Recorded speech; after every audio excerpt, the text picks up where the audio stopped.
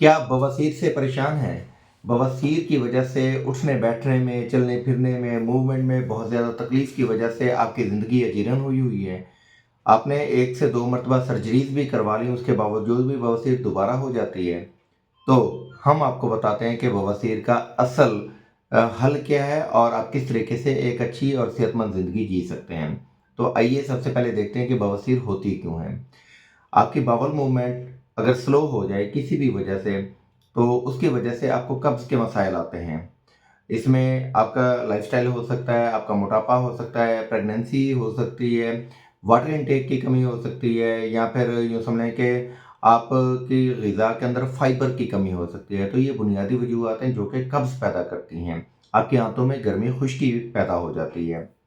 अब सबसे पहले तो हमें इस मसले को हल करना चाहिए कि अगर आपको कब्ज़ या गैस के मसाइल आ रहे हैं तो इसका मतलब है कि आपकी आंतों के हरकत जो है वो स्लो है। तो उसके हवाले से आप अपने लाइफ़स्टाइल को बदलें। दूसरे नंबर पर अगर ये कंडीशन वर्स हो तो फिर जब आप पखाना करते हैं, पखाना ज़ोर लगाकर आता है तो जो इनर लाइनिंग है आपके एनस की, आपके रेक्टम की, वहाँ पे स्वेलिंग होना शुरू हो जाती है। वहाँ पे खून की नालियाँ और वहाँ पे जो एनल कैनाल होती है उसके अंदर जो कैपिलरीज़ होती हैं और ब्लड वेसल्स होती हैं वो स्वेल करना शुरू कर देती हैं, सूजन होती है। तो पखाने के दौरान हल्का-फुल्का जलन का एहसास या दर्द का एहसास होता है, इसको कहा जाता है इंटरनल हेमराइड। अगर आप इस मसले को फिर भी कंट्रोल नहीं करते, डॉक्टर से इलाज मुआवजा नहीं लेते या प्रॉपर ट्रीटमेंट नहीं लेते, तो फिर ये कंडीशन बढ़ जाती है और बढ़कर बाहर की तरफ पखाने के साथ मौके निकलना शुरू हो जाते हैं।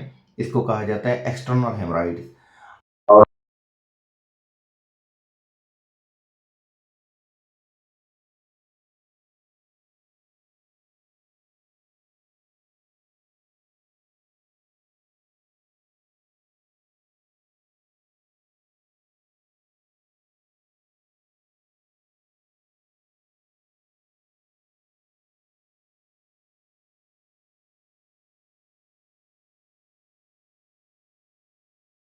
इर्द-गिर्द या अंदरूनी साइड पे या बैरूनी साइड पे खून की लोथड़े जो है वो गुच्छों की सूरत में जमा होने शुरू हो जाते हैं। तो ये जो कैफ़ियत है इसको कहा जाता है थ्रोम्बोस्ट हेमराइड्स। तो बेसिकली जब पेशेंट हमारे पास आता है तो वो इस कैफ़ियत में होता है कि थ्रोम्बोस्ट हेमराइड्स होती है, जब शदीद पेन होता है, दर्द होता है, ब्लीडिंग बहुत ज़्यादा होती है, उठना-बैठना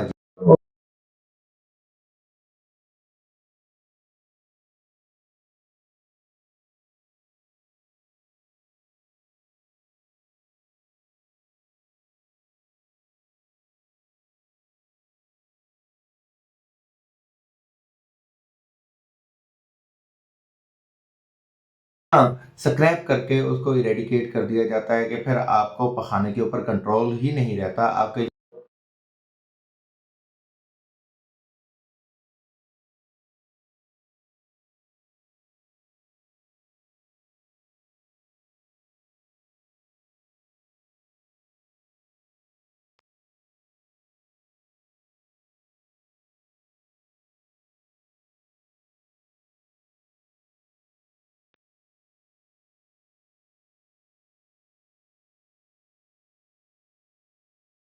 में आपकी बवासीर कभी ठीक नहीं हो सकती। और इसके साथ-साथ अपने लाइफ़स्टाइल को बेहतर करें, पानी का इस्तेमाल बढ़ाएँ, फाइबर यानी कि सैलेड का इस्तेमाल अपनी खुराक में बढ़ाएँ, चावल, रोटी का इस्तेमाल कम करें, स्पाइसेस का इस्तेमाल कम करें, यानी कि तेज़ मिर्च मसाले वाली चीज़ें कम से कम खाएँ। वॉक की हैबिट बनाएँ, अगर आपका वज़न ज़्यादा है तो वज़न कम करें। अगर आप कुछ ऐसी अद्वियात खा रहे हैं जो शुगर के लिए हैं या दिल की अवारज़ात के लिए हैं, तो ये चीज़ भी कब्ज़ पैदा करती है। तो ऐसी सूरत में उनको मैनेज करने के लिए अपनी खुराक में बेहतर तब्दीलियाँ पैदा करें ताकि आप एक अच्छी सेहत को एंजॉय करने के काबिल हो सकें। होम्योपैथी में हम आपकी तबीयत, मिज़ाज और तकलीफ़ को मद्देनज़र रखते हैं, रूट काज़ को मद्देनज़र रखते हैं, उसके बाद फिर आपको सॉल्यूशन देते हैं। यही वजह है कि कम अरसे के अंदर-अंदर आप एक अच्छी सेहत को एंजॉय करने के काबिल हो जाते हैं। तो हमसे इलाज मुआवजा करवाने के लिए आप गूगल पर सर्च कीजिए अनवार होम्योपैथिक क्लिनिक मुल्तान।